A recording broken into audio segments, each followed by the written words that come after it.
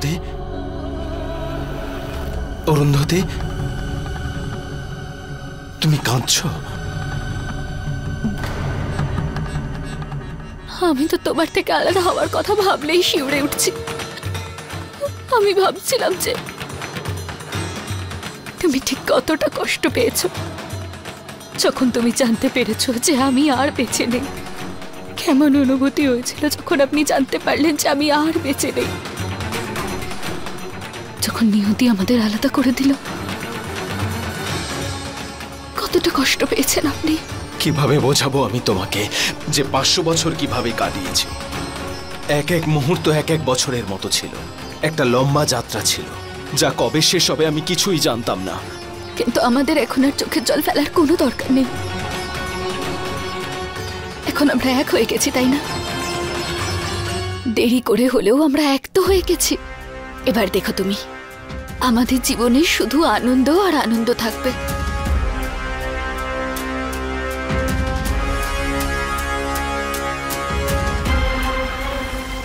অভয় বাবু, আমি খুব তাড়াতাড়ি আপনাকে এই যন্ত্রণা থেকে মুক্তি দেব। প্রথম সিঁড়িটা আমি পেরিয়ে গেছি, আর শুধু 2টো সিঁড়ি।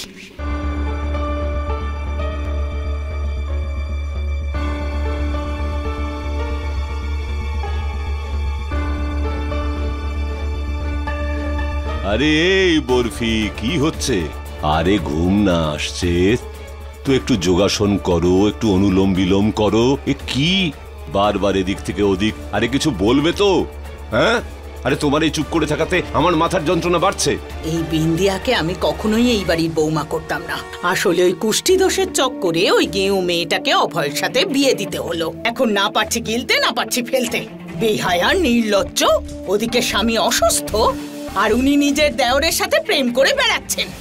কি কি বলছো তুমি? হ্যাঁ, ওই হীরার ছেলের সঙ্গে? হ্যাঁ, ওই রাঘবের সাথে। আমি বলছি শোনো, তুমি এক্ষুনি ওই রাঘবকে বাড়ি থেকে বের করো, তারপর ভাববো বিন্দিয়ার কি করা হবে। এক্ষুনি লাথি মেরে ওকে বাড়ি থেকে বার করছি। দেখছি ওই বিন্দিয়ার এত সাহস কি করে হয়।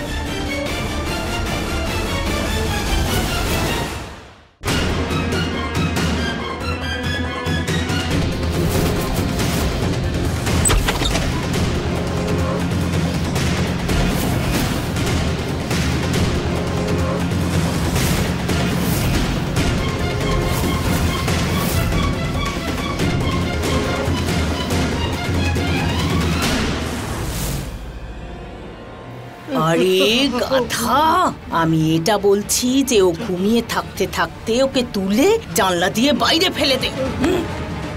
হ্যাঁ মা, আমি যাচ্ছি। কোথায় যাচ্ছিস তুই? আরে ওই ধরো তো। আমি মাথার দিকে ধরবো, আমি বড়, আমি ওর পায়ে হাত দেবো না। হ্যাঁ হ্যাঁ হ্যাঁ, করো।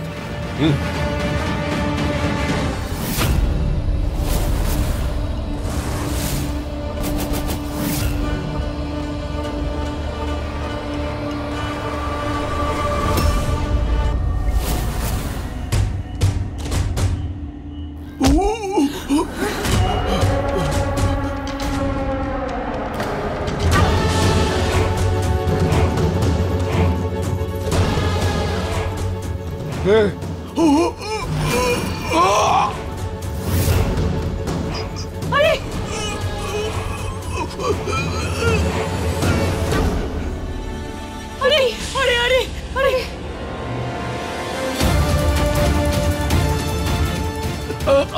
আরে তোমরা আমার সঙ্গে কি করতে চাইছিলে? আমি তো আজকেই তোমাকে জানলার বাইরে ফেলে দিতে যাচ্ছিলাম। ভাই, আমাদের কোনো দোষ নেই। ওই যে মা দাঁড়িয়ে আছে না, আমার সবটা ওনার কথাতেই করেছি। হ্যাঁ হ্যাঁ, মাই করাচ্ছে। না, আরে চুপ কর না। বলো, এই দুটোর ঘাড় মুটকে ফেলে দেবো? না না না না না না না, ভুল হয়ে গেছে, ক্ষমা করে দাও।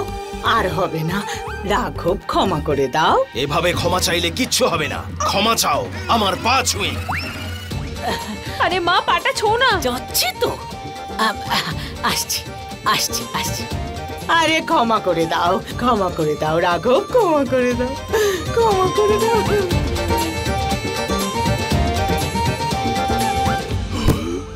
দাদা, বাবা, চলো এবার এক্ষুনি এখান থেকে চলে যাও সকলে। যাচ্ছি যাচ্ছি তো। চলো চলো বেরো। যাচ্ছি তো। হ্যাঁ যাচ্ছি, চলে যাচ্ছি। কি একজন সাধারণ মানুষের কাছে এত শক্তি কি করে থাকবে? সূর্যকে ওর নিজের যুগে পাঠাতেই হবে। ওকে ওখানে পাঠানোর জন্য 3টে জিনিস দরকার। 1, ওর চোখের জল, যেটা আমি এই শিশির মধ্যে জমিয়ে রেখেছি।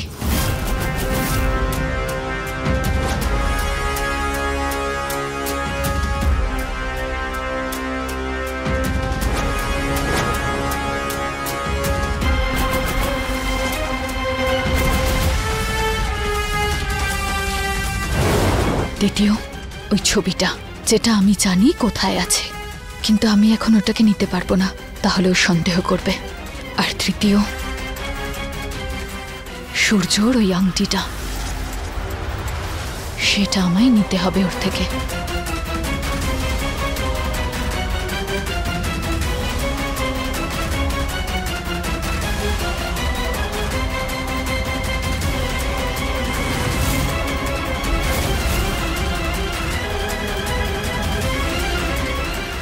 এই কাজটা করার জন্য আমার কাছে আর 6 ঘন্টা আছে অভয়বাবু।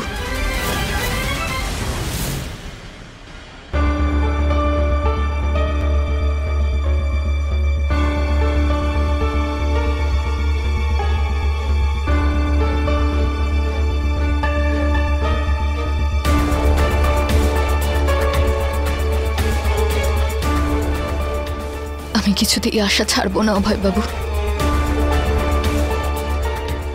আমি আপনাকে সুস্থ করেই ছাড়বো, যা খুশি হয়ে যাক। আপনাকে আমি সুস্থ করবই।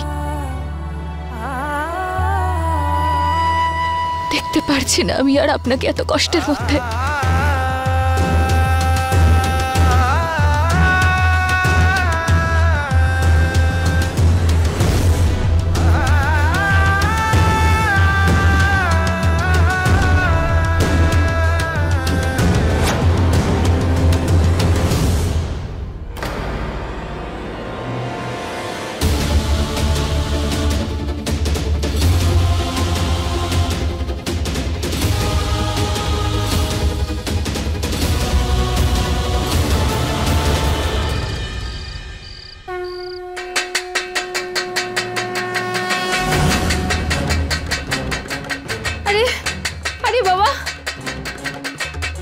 ঢং ঢং করে কি বাজাচ্ছ শুনি? হ্যাঁ, পুরো ঘুমটাই নষ্ট করে দিলে তুমি।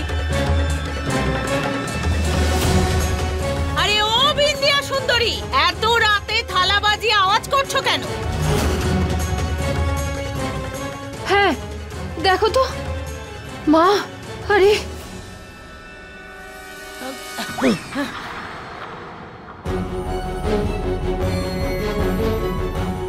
আমার একটা খুব জরুরি ঘোষণা করার আছে শাশুড়ি মা। হ্যাঁ?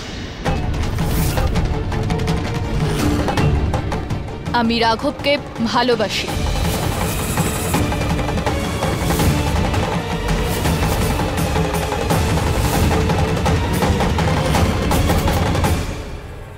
আর ওকেই আমি বিয়েও করতে চাই।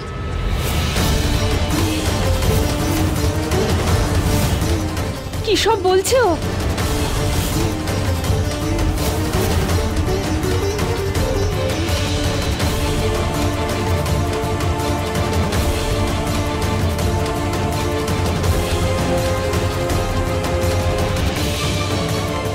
আমি এখন আর 6 ঘন্টাও অপেক্ষা করতে পারছি না। আমি ওই অভয়ের সাথে সম্পর্ক ভেঙে দিয়েছি, আর ওর হাত থেকে এই আংটিটাও আমি নিয়ে এসেছি।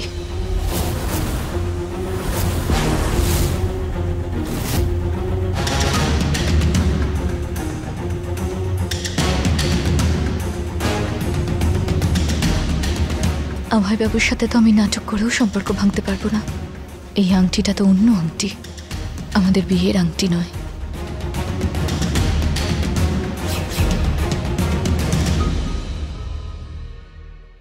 আমার আর রাঘবের আশীর্বাদ হবে, আমার আর রাঘবের আশীর্বাদ হবে, আমার আর রাঘবের আশীর্বাদ হবে।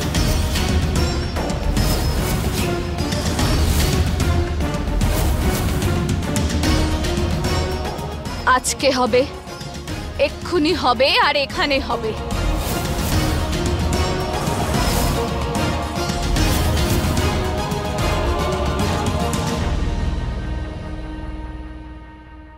অরুন্ধতী,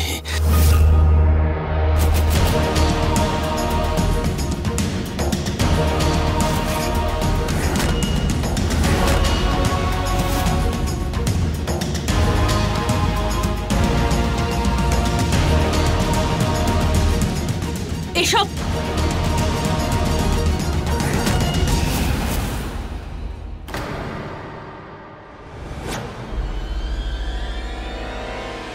দেখিয়ে দিলে তো তোমার আসল রূপ।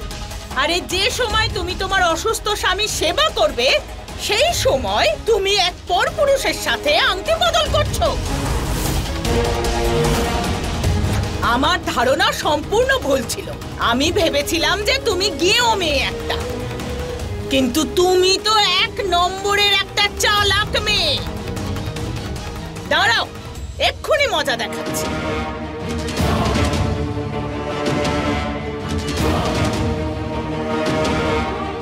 এবারে আমি ওকে মজা দেখাবো। যাই।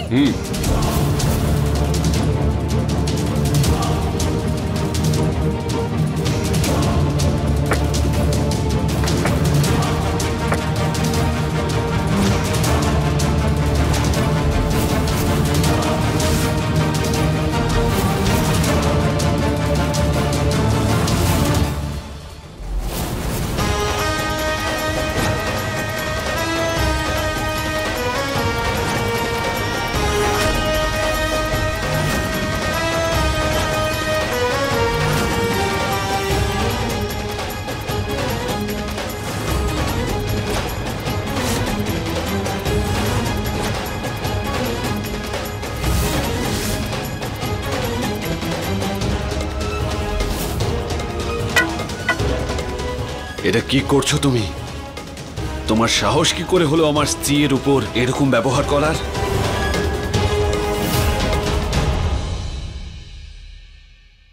আরে অভয়, অন্ধ হয়ে গেছিস ওর মিথ্যে ভালোবাসায়। তুই দেখতে পাচ্ছিস না তোর সরলতার সুযোগ নিচ্ছে ও।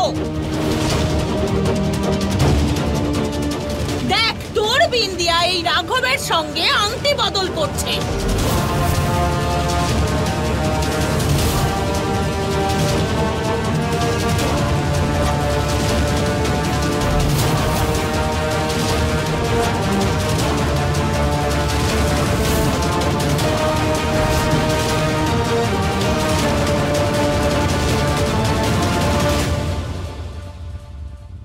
এসব কি বলছে এটা কি মা? বলো বিন্দিয়া, বলো বিন্দিয়া।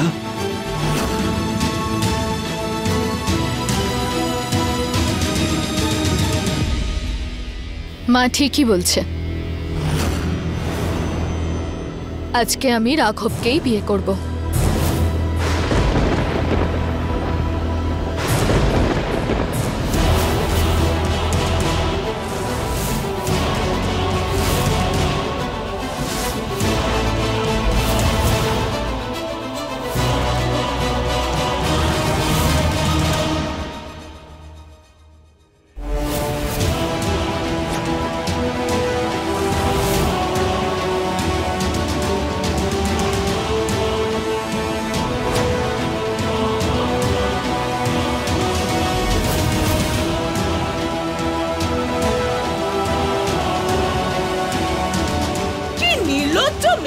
তোমার যা করার না এই বাড়ি থেকে বেরিয়ে করো। আমি বলছি যে অনেক হয়েছে। আমি অভয়ের সঙ্গে যা করেছি তোমরা সকলে দেখেছো, কিন্তু তোমাদের সঙ্গে যা করব তা তোমরা ভাবতেও পারবে না।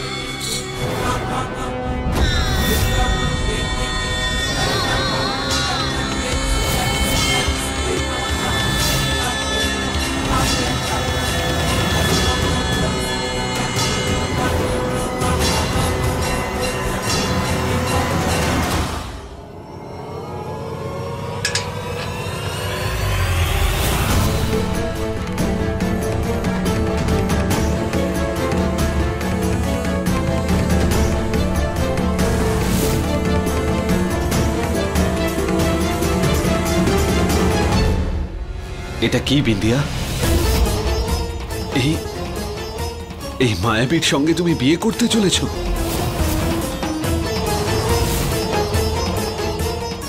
আমাকে ছেড়ে?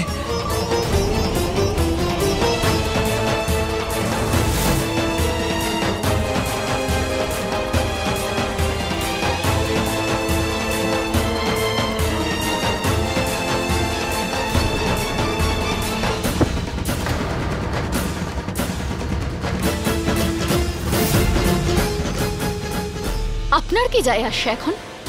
আপনি তো নিজেই আমাকে এই বাড়ি থেকে বের করে দিয়েছিলেন, তখন আমার সামনে নিজের মাকে বেছে নিয়েছিলেন। আমাকে বলে দিয়েছিলেন যে আমি আপনার জন্য কেউ নই। আরে এরকম একটা মানুষের সাথে কে থাকতে চাইবে?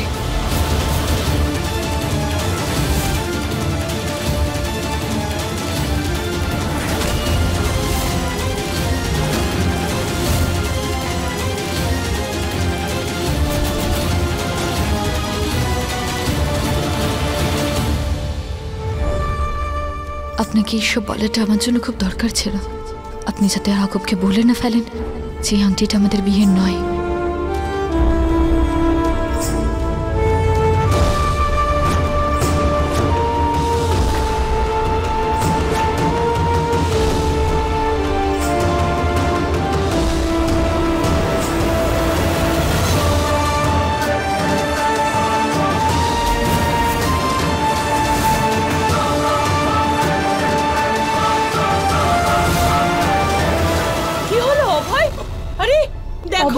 অভয় কি হলো? আরে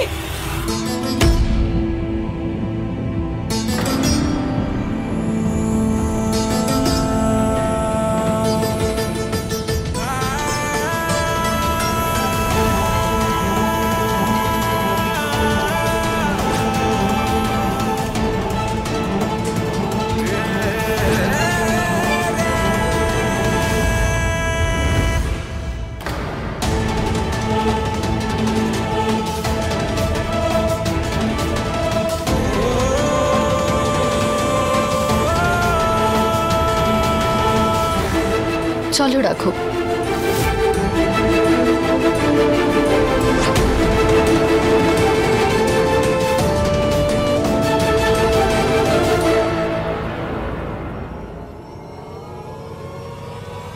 আমাদের বিয়ের প্রস্তুতি নিতে হবে।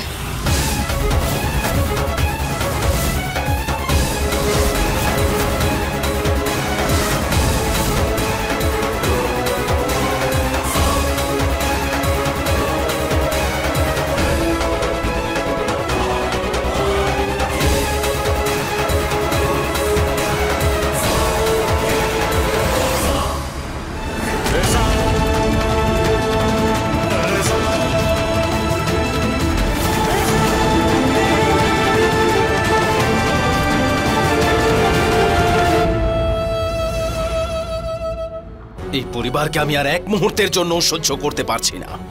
বাস একবার অভয় উধাও হয়ে যাক, তারপর আমরা দুজন বিয়ে করে এক হয়ে যাব, আর তখন এই বাড়িটাকেই আমরা ভস্ম করে দেব।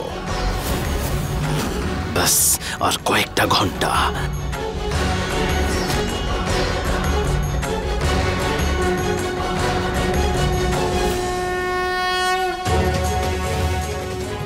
অরুন্ধতী, তুমি আশীর্বাদের জন্য প্রস্তুত হও, আমি ততক্ষণে বাকি কাজগুলো করে ফেলি। ওই আশীর্বাদের উপহারে কি দেবে তুমি? তুমি যা চাইবে, আমার শক্তির দ্বারা আমি তোমার জন্য। না, শক্তির দ্বারা নয়, শক্তি দিয়ে তো তুমি অনেক কিছুই করতে পারবে। আমি চাই যে সাধারণ মানুষের মতোই কিছু করো। বলো কি করতে হবে আমায়?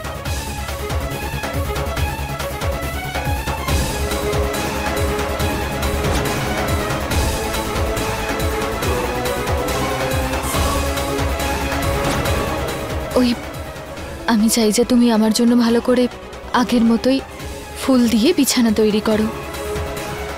তোমার মনে আছে তো আমার কতটা ভালো লাগতো? সেই মুহূর্তে আমি কি করে ভুলবো অরুন্ধতী? বানাবে তো আমার জন্য? মনে রাখবেন, শক্তির দ্বারা নয়, কিন্তু একজন সাধারণ মানুষের মতো।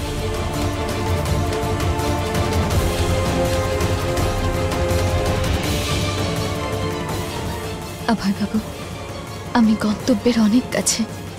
এবার আপনি তাড়াতাড়ি ঠিক হয়ে যাবেন।